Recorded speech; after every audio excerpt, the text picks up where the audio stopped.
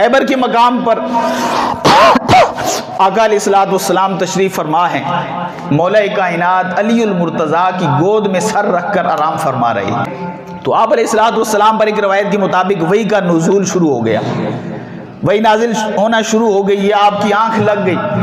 तो अब मौला कायनात अलीउल मुर्तज़ा ने नमाज कोई नहीं पढ़ी, किसी सफ़र से वापस आ रहे थे, आप अलैहिस्सलाम ने पढ़ लिया। हज़रत अली ने थोड़ी ताख़ीर की, उनकी रहती थी अभी कि वक्त है मैं पढ़ लेता हूँ। आप अलैहिस्सलाम गोद में सर रख कर आराम फरमा रहे हैं। अब सूरज डूबने जा रहा है, जूं जूं वक्त गुजरता है मौला कायनात अलीउल मुर्तज़ा परेशान होते हैं। एक तरफ देखते हैं सूरज को और एक तरफ देखते हैं रुख मुस्तफ़ा को। वो जाबिर आपने देखा था ना, एक नज़र चांद को देखते थे, एक नज़र आका अलैहिस्सलाम को देखते थे। लेकिन फैसला क्या फरमाया कि आका अलैहिस्सलाम का रुख अनवर चांद से ज़्यादा खूबसूरत है। यहाँ भी उसी तरह का कुछ मामला पेश आया। मौला कायनात कभी सूरज को देखते, सूरज गुरूब हो रहा है, कभी रुख अनवर को देखते।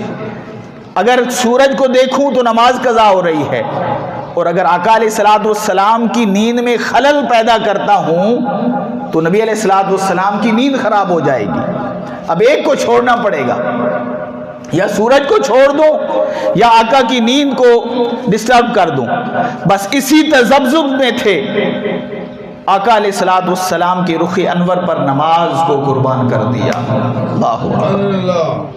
जाबिर ने भी चांद को कुर्बान कर दिया। आका अलैहिस्सलाम के हुस्न पर मौला कायनात अलीउल मुर्तज़ा ने भी यही फैसला किया कि आका अलैहिस्सलाम के आराम में खलल नहीं पैदा करना चाहिए।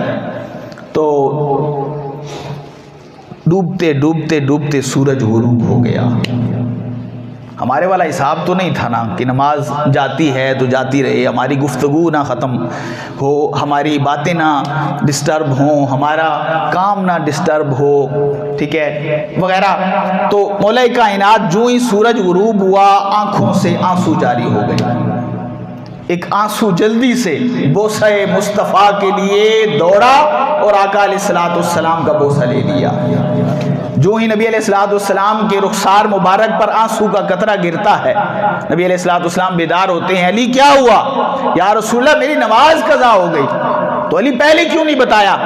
या रसूलल्लाह आप सो रहे थे, आपको कैसे डिस्टर्ब करता?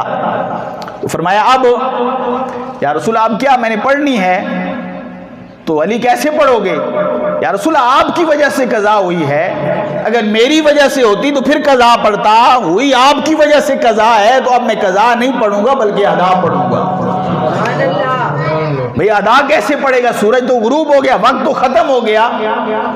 या रसूलल्लाह मैंने अदा पढ़नी है। आका अलैहिस्सलाम ने हाथ उठाया, मौला अली तेरे और तेरे नबी की इताअत में था, इसकी नमाज कज़ा हो गई। आका अलैहिस्सलाम का हाथ उठाना था, जो ही हाथ उठा इस तरह महसूस होता था कि उंगलियों से सूरज की डोरें बांधी हैं। आका का हाथ बुलंद हुआ, सूरज फिर अपनी जगह पर वापस आ गया।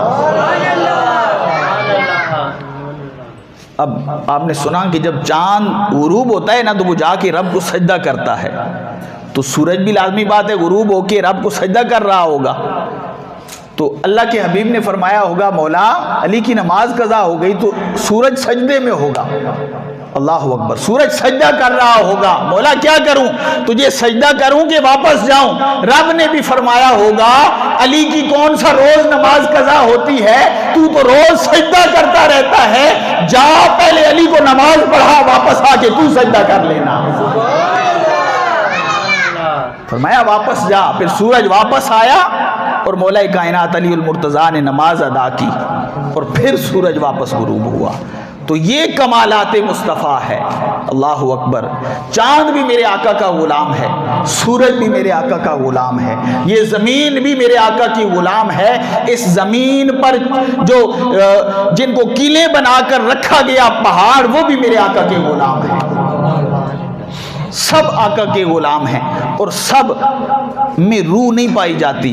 चांद बेरूह है, सूरज बेरूह है, सितारे बेरूह हैं, पहाड़ बेरूह हैं, लेकिन सारे के सारे आका पर अपनी जान निछावर करने के लिए तैयार रहते हैं।